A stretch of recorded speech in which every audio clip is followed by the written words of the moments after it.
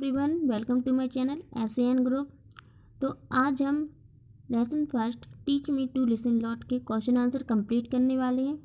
तो चलिए पहला क्वेश्चन देखते हैं।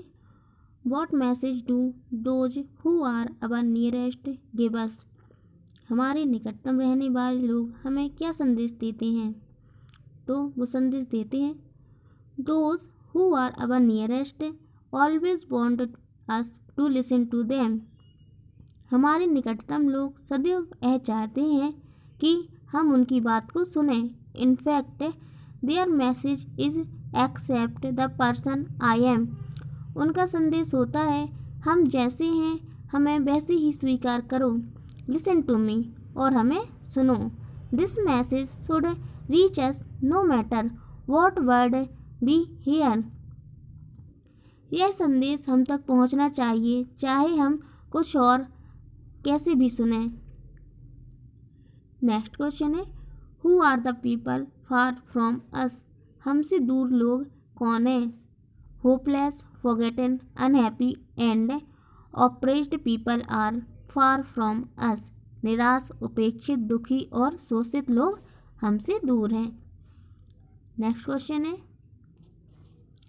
whom does the poet wish to trust?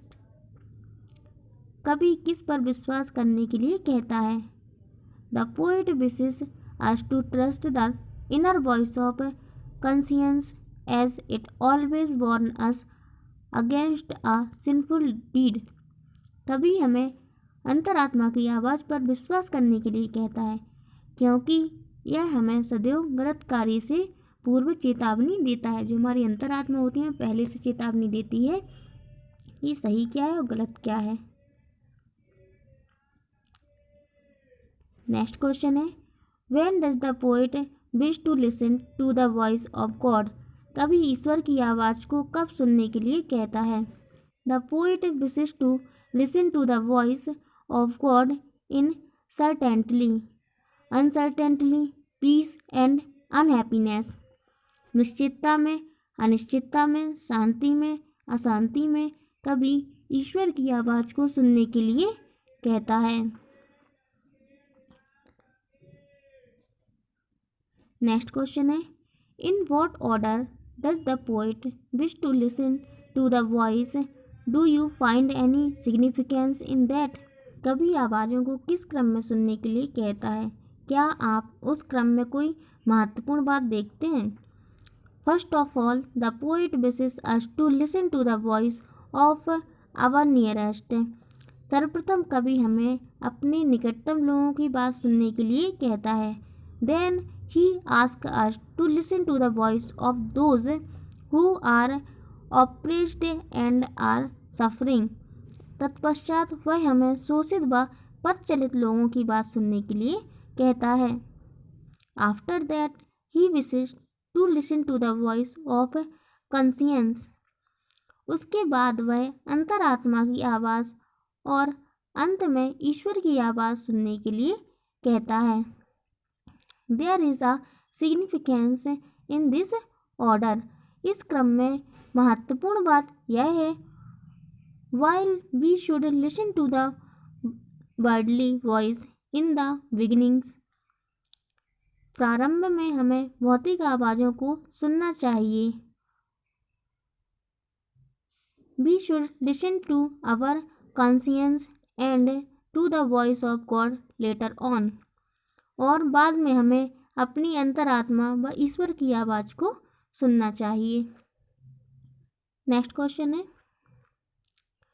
What do you suppose the hopeless, the forgotten, the anguished want to tell us? हमारे अनुसार निराश, उपेक्षित, शोषित लोग क्या करना चाहते हैं? We suppose that the hopeless, the forgotten, the anguished want to tell us about their woes and griefs. हमारे अनुसार निराश, उपेक्षित, शोषित लोग हमसे अपना दुख दर्द कहना चाहते हैं। They woes and griefs means होते हैं दुख दर्द। They want to share their sorrows.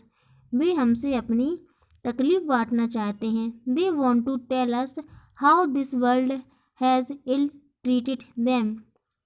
वे हमसे यह बताना चाहते हैं कि इस दुनिया ने उनसे किस प्रकार गलत तरीके से व्यवहार किया है। नेक्स्ट क्वेश्चन है, how could listening to one's inner voice be helpful? अपनी अंतरात्मा की आवाज़ को सुनना किस प्रकार सहायक हो सकता है?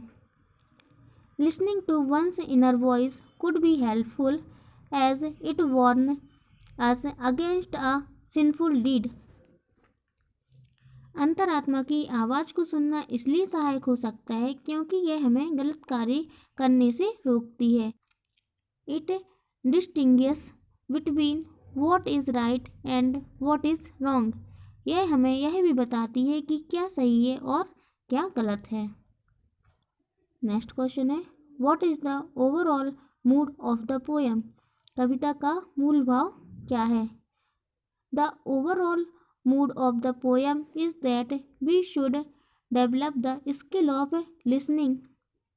कविता का मूल भाव है कि हमें सुनने की कला का विकास करना चाहिए, which is acquired through dedication and practice, जो समर्पण व अभ्यास के द्वारा ही संभव है। The poem tells us to be good listener.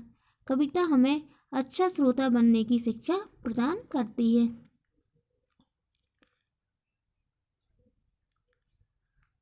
इसी के साथ हमारे क्वेश्चन आंसर कंप्लीट होते हैं। तो मिलते हैं नेक्स्ट वीडियो में।